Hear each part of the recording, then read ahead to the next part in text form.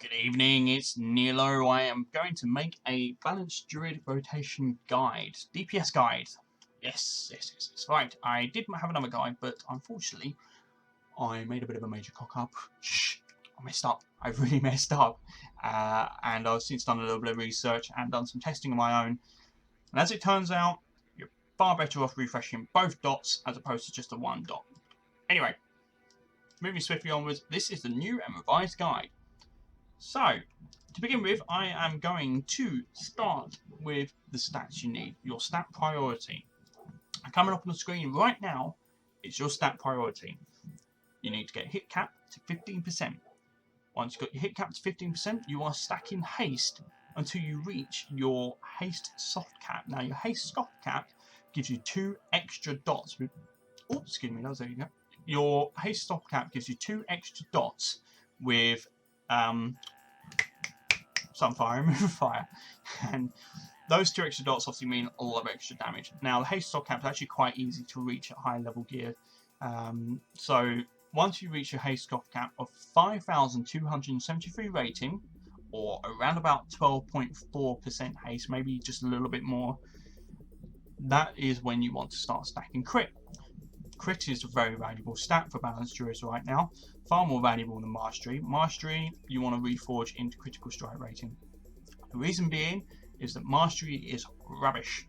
Mastery is only active about, say, 50% of the time because you're only in Eclipse for 50% of the time. That cast bar is obviously split halfway. When you're out of an Eclipse, you're not gaining any benefit from mastery.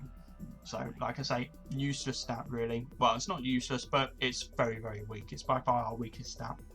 Critical strike rating, however, is beautiful now. It really is, because when you get a critical strike rating with Sunfire and Moonfire, you gain, hopefully I'll be able to demonstrate, you gain 3 star surges. That is instant cast star surges, sadly not off the global cooldown, but this is what you get. It's not going to show now, is it? Look. Yeah, see. Anyway, you can see the Sunfire and Moonfire are critting, and when they crit, you get a chance of a 3 star surge. Now, let's talk about talents. Oh, actually, no, let's not. The best tool I found for getting your hit rating spot on and getting your haste rating spot on is to go onto a website, which will now be appearing on the screen right about now. AskMrRobot.com. I will include it in the description as well. AskMrRobot.com has been an invaluable tool for me. It has allowed me to reforge, gem, and enchant my gear efficiently and to maximize my stats out of my gear. Of course, it is possible to do all of your stats yourself. You know, you could reforge and gem everything yourself, but it can get confusing. There's a lot of reforging that you can do, and you know, I'd say let's have a count. 1, 2, 3, 4, 5, 6, 7, 8, 9, 10, 11, 12, 13, 14 gems. There are 14 gems that you can add to your, high level gear, say 5, 2, 3 item level. 14 gems that you can swap around. So obviously you can make very minor changes to your statistics, and Ask Mr. Robot will find the optimal setup for your character at that point in time. It's also got some other handy stuff, like if you pay for the premium, it's a one-off payment of quite a small amount, it's like £8 or something, €8 or something like that, which will allow you to scan your bags and find the best item in your bag. So if you've got an upgrade but actually you're not sure if it's an upgrade, Ask Mr. Robot will tell you. Anyway, moving swiftly onwards, that's enough plugging of a website that hasn't even asked me to plug it. The next thing you want to look at is your talents. So, as far as talents go, obviously your specialisation is Balanced Druid. As far as talents go, I've opted for Feline Swiftness. Increases your movement speed by 15%. It's passive, so that's just nice for boss positioning. Obviously, if you need to move from here to here, it can't hurt to be 15% faster. It means you can start DPSing 15% quicker. Next up is Scenario Ward. Other druids tend to use Renewal. I like Scenario Ward because, say for example, you're doing Leishem, the final boss in Inferno Thunder, and you're about to get a Thunderstruck. You know it's coming, you've seen it on the timer, you've got a couple of seconds left. You can pop Scenario Ward and it will sit there until you hit damage. Once you take damage, that will then start healing you. So actually, you can save the healers a hell of a lot of work, because it will heal me, for example, for 43,500 damage every 2 seconds for 6 seconds. So that's almost the full damage of the Thunderstruck completely cancelled out by one single scenario ward. Obviously, I also pop Bark Skin or whatever my symbiosis is on, usually on the Death Knight for my raid. And actually, it's just saved the healers a lot of work. Next thing is Typhoon, great for the turtles on Tortoise. And finally, Incarnation, as well as Nature's Vigil. Incarnation is just 25% increased arcane and nature damage while Eclipse is active. When popped in conjunction with Celestial Alignment, which is a passive buff that you get, you gain a hell of a lot of extra damage. It is a ridiculous amount of extra damage. So, they're the two buffs that I use all the time. The other thing, or I use them whenever they're available. The other thing is Nature's Vigil, which is a nice 1.5 minute cooldown. Does two things: increases your damage by 10%, and also heals a nearby friendly target for 25% of the damage you do to the target you are targeting. So if I'm attacking this and there's a tank sitting there, I will heal him for 25% of the damage that I deal to that target. So for example, I sometimes see 400k Star Surge crits. When I get 400k Star Surge crit, I also see that tank next to him getting healed for 100k. Just takes a little bit of pressure off of the healers. It's very nice. The level 75 talents are a bit negligible, really. I prefer Mighty Bash because I happen to be close to something. I can either stun it and it just helps, you know, stop me from taking damage or whatever, or it acts as a secondary stun. Glyphs, well, glyphs are a little bit funny at the minute. They don't really do a huge amount. Glyph of Stampede is pretty much vital for me because there's a Iron Con, one of the fights in Throne of Thunder, when he teleports you all into a group and then starts spinning tornadoes around you. Glyph of Stampede is great because it means you don't have to go into cat form and then, you know, find your Stampede button and click it. You can just pop it straight away, and in Boomkin form you'll do it and your whole raid will get it, and everyone can get out of the way of those cyclones and hurricanes, or whatever they're called, tornadoes, as quickly as possible. Glyph of the Mood Beast is also very handy because in a panicky moment you can cast Tranquility without coming out of Boomkin form. It's also nice for PvP, I'm not going to lie. If you don't have to do PvP, healing yourself on in Boomkin form is awesome. And also Glyph of Rebirth, because if I'm going to bring someone back to life, I want to be at 100% health. I don't want to have to faff around with healing them, or with them coming back to life and then dying again because they weren't at full health when they came back up. So those are the main glyphs. The other glyphs aren't really very important. I mean, Glyph of Grace is nice because some bosses do knock you up into the air, and it's nice to then land without taking any damage. Right, as for the rotation, well, to begin with, you've got to make a decision when you're fighting a boss. You have to know a little bit about the boss.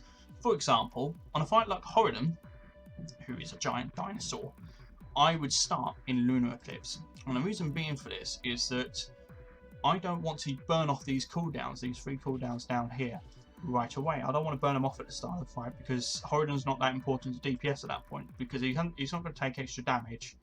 It's far better off to save it for a little bit later when he has, you know, if you've got an overwhelming amount of ads, or once Horadon has taken his first debuff, he gains like, he takes 50% extra more damage, in which case those come in very nicely.